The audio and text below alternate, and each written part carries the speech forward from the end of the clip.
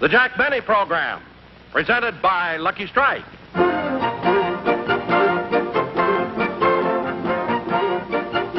What do you think this is? It looks like some form of torture machine, doesn't it? Far from it. Actually, this instrument has a lot to do with the better taste of Lucky Strike cigarettes. What you were just looking at was a device for measuring the moisture content of tobacco about to be made into cigarettes in a Lucky Strike manufacturing plant. And believe me, smoking enjoyment depends a lot on maintaining proper moisture content. Too much moisture, and your cigarette will burn too slow. Too little, and it will taste dry. That's why the American Tobacco Company keeps a sharp eye on the moisture content of the fine tobacco that goes into every Lucky during every step of its manufacture. Here's how Robert Pendleton, who operates the instrument you just saw, tests for moisture after the tobacco has been shredded. He pushes a container of tobacco under the specially designed moisture meter. The long prongs bury deep into the tobacco. Then electric impulses show the moisture content of that tobacco on a dial. Yes, the fine tobacco that goes into every Lucky gets a lot of expert attention all along the line. The moisture test is just one of the hundreds of quality controls regularly made to be sure that you get all the better taste of Lucky's fine tobacco. For smoking enjoyment is all a matter of taste. And the fact of the matter is, Lucky's taste better, cleaner, fresher, smoother. So be happy. Go Lucky.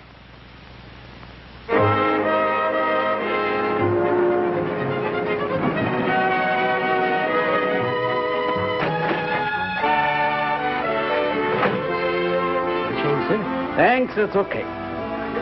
Next.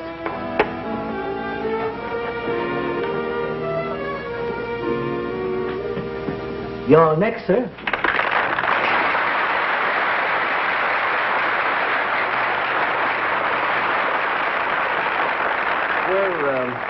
Where's the other barber, the tall fellow? He just went out to lunch, sir. Anything I can do? Well, I don't know. You see, he gave me a haircut, and he left it a little bit too long in the back. Sit down, sir. Thank you. You made a charge for this, will you? No, of course not. Back. By the way, when did the other barber cut your hair? About 4 weeks ago.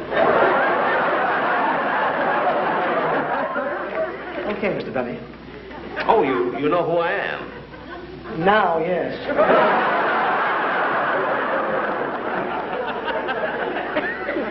See, these Hollywood columnists are really wonderful. You can't make a move without them knowing about it. Listen to this. Tyrone Power is winding up another picture in Italy. Errol Flynn is leaving with camera crew for Australia. Jack Benny is in Beverly Hills getting a haircut.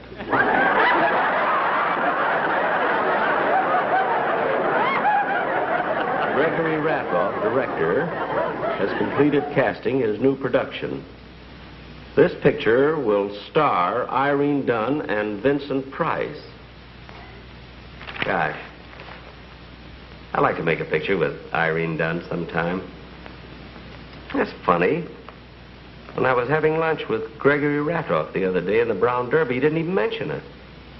And we're such good friends, too.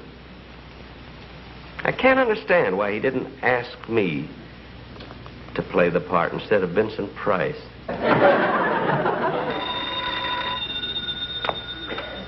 Hello? Yes? This is Gregory Ratoff. Oh, hello, Vincent. Hello, how are you? Yeah, we rehearse tonight. Yeah, at Irene Dunn's house. That's right, Vincent. See you there. Bye. Yes? Mr. Jack Benny's here to see you. Jack Benny? I don't remember having an appointment for him today. What does he want? Perhaps you're to have lunch with him. Oh, no. That I'll never do again. You know, last week we had lunch together at Brown Derby, and the most embarrassing thing has happened. There was some food left after lunch, and Jack Benny called the waiter and asked him for a paper bag to take the food back home to his dog. Well, Mr. Ratoff, lots of people take food home to their dogs. Noodle soup?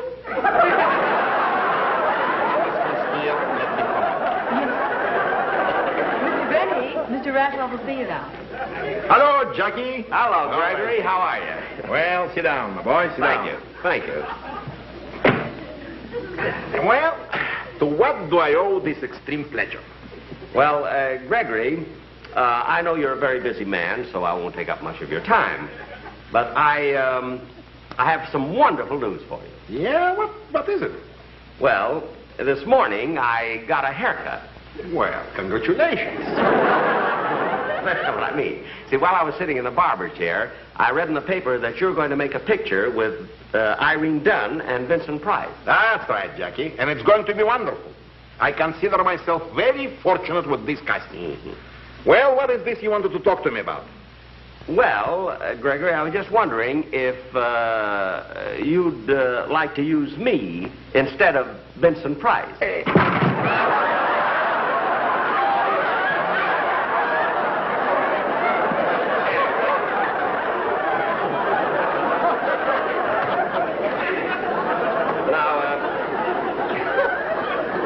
Gregory, getting back to the picture, of course, I don't want you to think this is anything personal, but I feel that I would do a much better job for you than Vincent Price.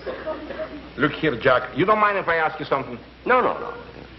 Didn't you do personal appearances last spring? Yes, I did. And didn't you go on an extensive tour of one-night stands last summer? That's right. Now, if I remember correctly, you've been on the radio for about 20 years? 20 years on the radio, yes. And now you have your own television show? My own television show, that's right. Well, let somebody else make a buck, will you? Gregory, that's not the point. It's a matter of proper casting. Now, does Miss Dunn know that you have Vincent Price? She picked him. Oh. Well, Gregory, you being the director, don't you think it would be better? No. Well, look, Gregory, you see, it's all right to be artistic, but you have to be practical about these things. Now, if you give me the job, I can save you money. You can? You see, not only am I a great actor, you see, but when you score the picture, I can sit in the orchestra because I also play the violin. See? So by my taking two jobs at the same salary, I'll be beating Vincent's price.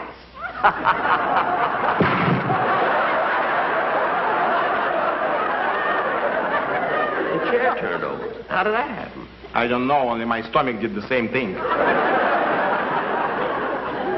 Now, look here, Jack. Yeah. There's nothing personal against you. But Mr. Price is engaged for the role, and that settles it. Well, it doesn't settle it with me, Mr. Ratoff. I'm going to call Miss Dunn and take the matter up with her directly. I wish you would. Thank you. Goodbye, Mr. Ratoff.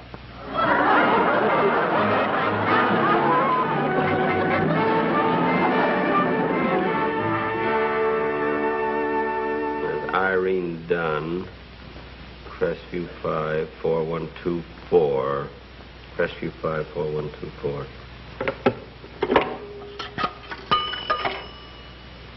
Crestview 5, 4124.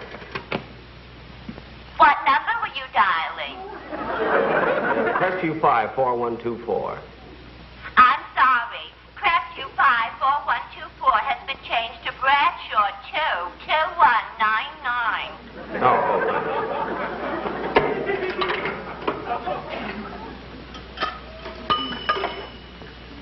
Bradshaw 22199. What number were you dialing? Bradshaw 22199. I'm sorry, but Bradshaw 2, 2199 has been changed to Sycamore 2, 8002.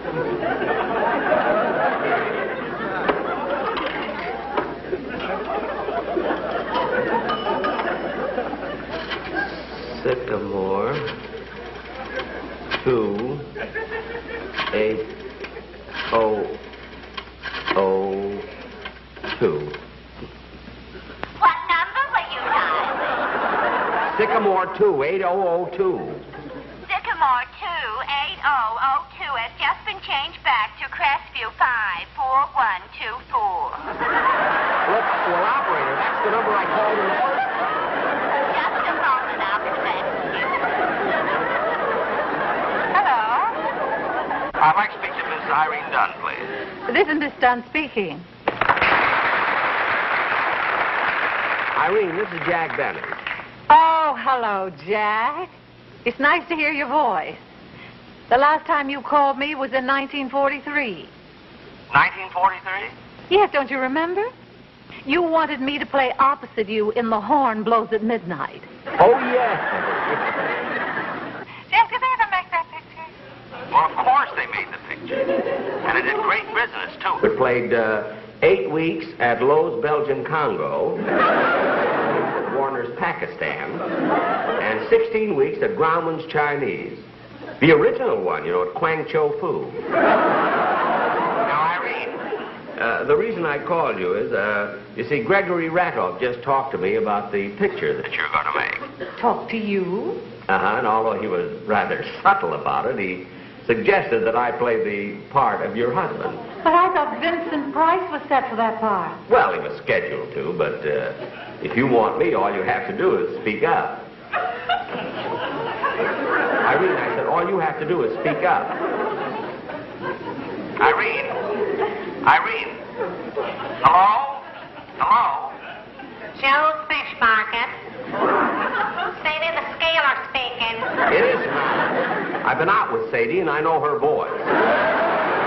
Blackstone 3962. That number has been changed to Webster 09. Here, get off the line. I will if you'll deposit 10 cents for an additional 3 minutes. Already?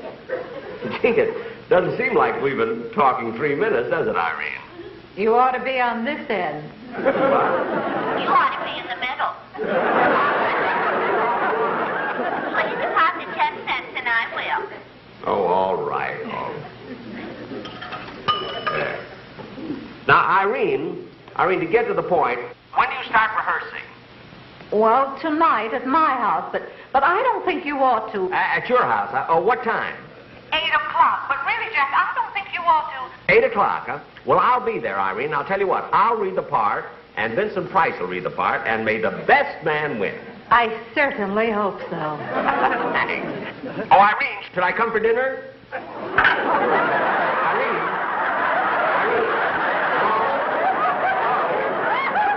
Operator.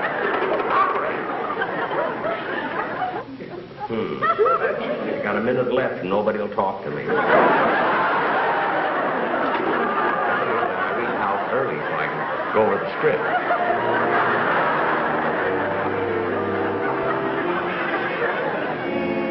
While Jack is on his way to Miss Dunn's home, I'd like a word with you about Lucky Strike. As you know, friends, your enjoyment of a cigarette depends on its taste. And Lucky's taste better. Here's why. Lucky's are made better to taste better. They're made round and firm and fully packed to draw freely and smoke evenly. And LSMFT, Lucky Strike means fine tobacco. So for all the deep down smoking enjoyment you want from your cigarette, be happy. Go Lucky. Next time, ask for a carton of better tasting Lucky Strike. Now, ladies and gentlemen, we take you to the home of Miss Irene Dunn.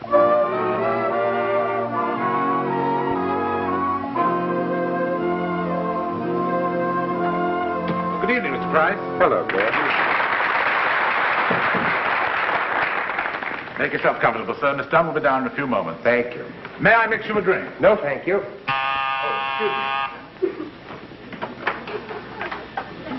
Yes, sir?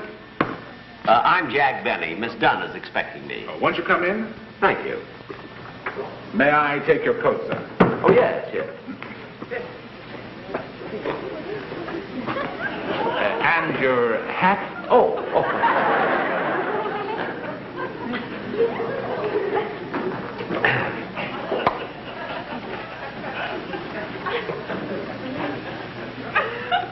Well, Mr. Vincent Price.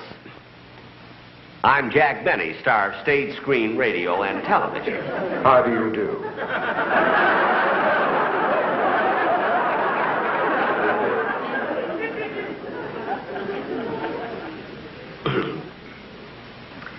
So the two rivals meet, eh? Rivals? What do you mean? Well, I guess I should have let Irene tell you, but it looks as though I'm going to take your place in this picture. You're taking my place? Oh, that's ridiculous, old boy. Oh, no, it isn't. You see, at rehearsal tonight, you and I are both going to read the parts, and the best man will win. The best man? Yes. Mr. Benny, when two people are involved in a statement, the comparative is used. You don't say the best man will win, you say the better man will win. Oh. But when three or more people are involved, then the word best is the correct adjective. I see. So before we compete for this part, Mr. Benny, it might be well if you first learn to speak English.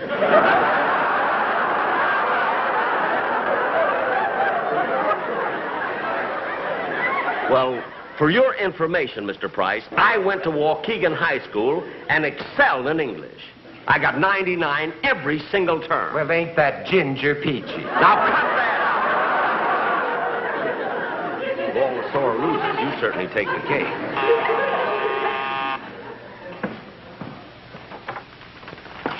Hello, Gordon. How do you do, Mr. Ellis? Hello, Wayne. Oh, hello, Gregory. Well, hello, Gregory. What are you doing here? Well, I just thought I'd come Gregory, around. I don't know what this is all about, and I demand an explanation. Am I or am I not appearing opposite Miss Dunn? Well, of course you are. Well, then what is this schlemiel talking about?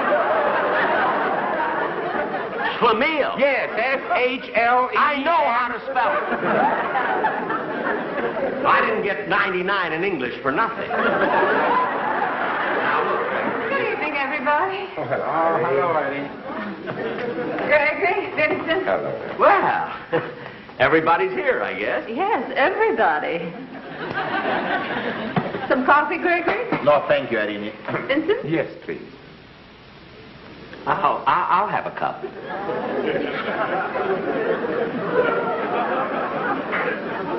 Mr. Price? Mr. Benny? Thank you. Yes, sir.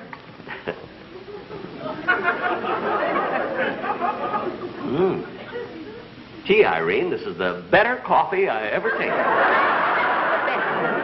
The word is best. There are only two of us drinking. The comparative. Well, let's get on with the contest, shall we? I mean, the rehearsal. Go on. Take this tray, please. Gregory, before we begin this rehearsal, let's settle one thing for Mr. Benny's benefit. Is he or is he not replacing me in this picture? Certainly not. This is ridiculous. Of course, it's ridiculous. I think it's absurd. You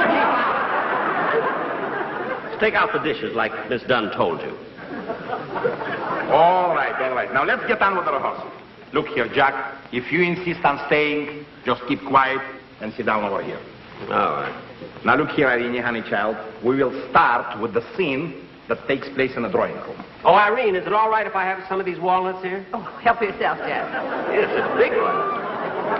As I said, we will start with a scene that takes place in the drawing room.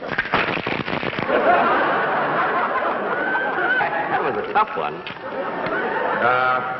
Look, Irene, in this scene, your husband is late for dinner for 2 hours.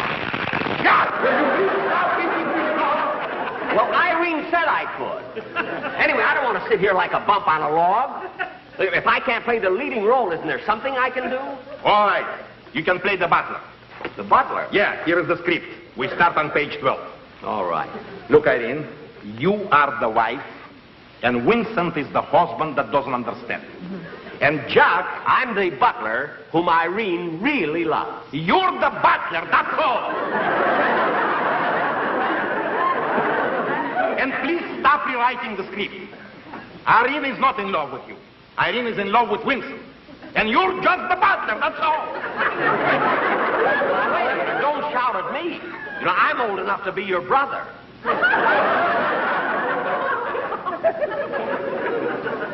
Vincent, dear, would you please make your entrance from there? Irene, honey, look. He's late for dinner for 2 hours. You're very nervous. So will you please start from here? Where should I go? Oh, go any place. Where you call the butler. All right. Oh, Smedley.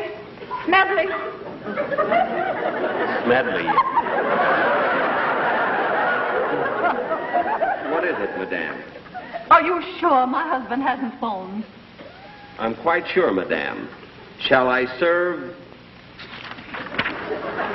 dinner? No, I'm much too upset to eat. I've been under such tension these last few weeks. Oh, why does my husband treat me like this? Why does he act so... Winston, that's where you're making your entrance. Okay. Oh, good evening, darling. Sorry I'm so late. Oh, Michael, you're always late and you're always sorry. It's been like this for months. What's come between us? Nothing, my dear. It's just that I've been so busy lately at the office. Now, let's forget about it. Come here and give me a little kiss. Dinner is served. I came in too soon here. I'm sorry, Jack, you don't come in for a few minutes more. Will you please sit down? Continue, darling. I'm sorry. Michael, I just can't kiss you and forget it. This can't go on forever. Every night it's the same argument, this constant nagging. I tell you, I've been working at the office. But I telephoned your office. They said you left at 2 this afternoon. Well, I had business at the bank. Michael, you were not at the bank and you know it. All right, so I wasn't. Must I explain my every move to you? There's a worm in this one. Look at the way it wiggles. Jack, will you please stop interrupting? And please get away from those doors. I'm sorry, darling. Well, please continue. Oh, it's no use, Michael. I know you're lying. Look at you. Everything you say, everything you do gives you away. Well, you can keep on talking. I'm going to have dinner. But, Michael, I must know. Do you love me or not? Of course I love you. You're lying. Very well, then I am lying. You might as well know the truth, my dear. I've never loved you, never. Michael! And if you weren't so What are you stupid, you would have saying? known it long ago. What are you I saying? married you for your money, that's all. No, Michael. Everybody else has Stop. known it, and if you weren't such a blind little fool, Stop, you would have Michael. realized it Stop. yourself. And the sooner you divorce me, the happier I No, will be. Michael, no, I'll never divorce you. Here, I couldn't here, live stop without these dramatics. I'm leaving. Michael. I'm going to my club. Oh. Smedley, pack my clothes.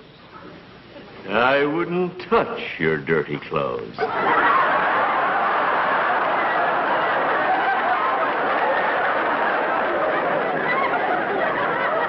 You schlemiel? Jack, it isn't in the script. Well, I can't help it. He made Irene cry. Well, he's supposed to make me cry. It's in the story. Well, if that's the kind of a picture it is, I don't even want to be in it. Who asked you to be in it? Irene did. I did not. Well, somebody did. I'm here. Look here, Irene. I've never directed before under such aggravating circumstances, and I'll never direct under such aggravating circumstances again. I'm quitting.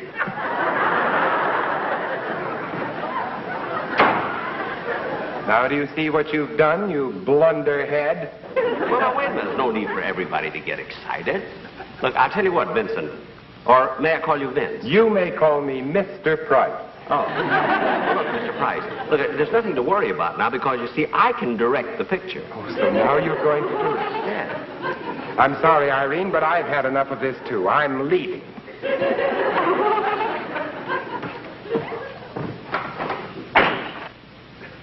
Well, he's gone. Yes, Jack, and I hope you're satisfied. Oh, I am. Of course, I didn't want to get Vincent's part by default. I thought, Irene, it was very, very clever the way you maneuvered it. The way I...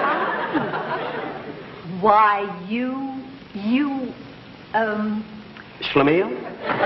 Yes, that's it. I quit, too.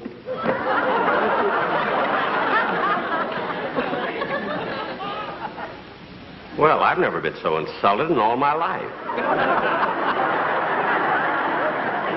Gordon, my hat and coat.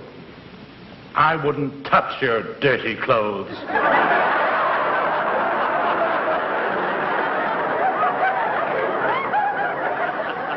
You might as well go home.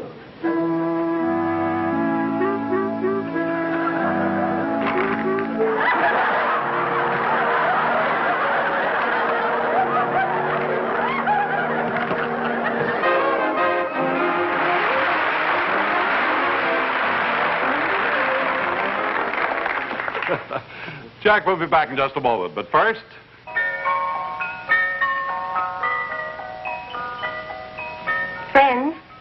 a wonderful Christmas gift for anyone who smokes because it says, Merry Christmas and Happy Smoking 200 times. Yes, 10 packs of those better-tasting Luckies, all done up for Christmas in a beautiful carton created just for Lucky Strike by the famous designer, Mr. Raymond Loewy. It'll look so bright and colorful under your Christmas tree, and it's such a welcome gift to anyone who enjoys a good smoke. Because, you know, smoking enjoyment is all a matter of taste. And the fact of the matter is, Luckies taste better. Cleaner, fresher, smoother. That's why you can't go wrong if you remember your friends with these colorful Christmas cartons of Lucky Strike. Be happy, go lucky for Christmas gifts this year.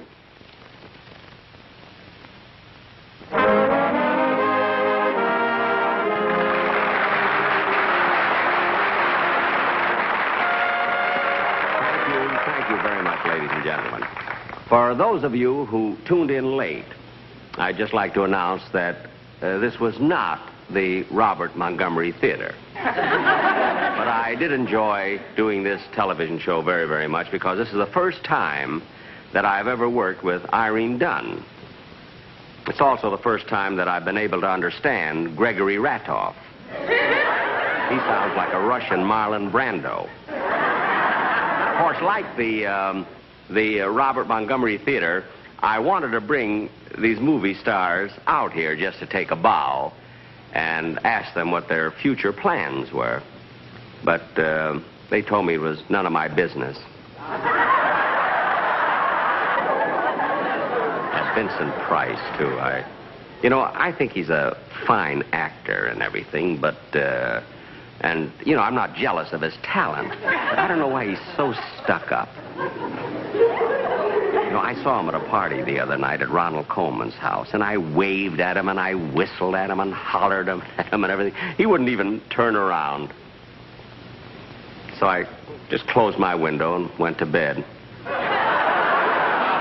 Well, anyway, so much for the show. And, before I forget, I was asked to make an announcement.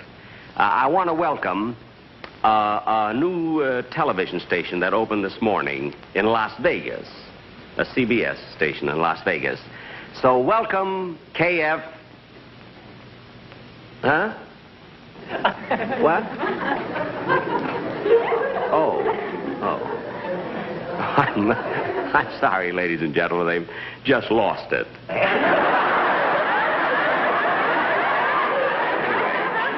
Again, very, very much. See you in about 3 weeks.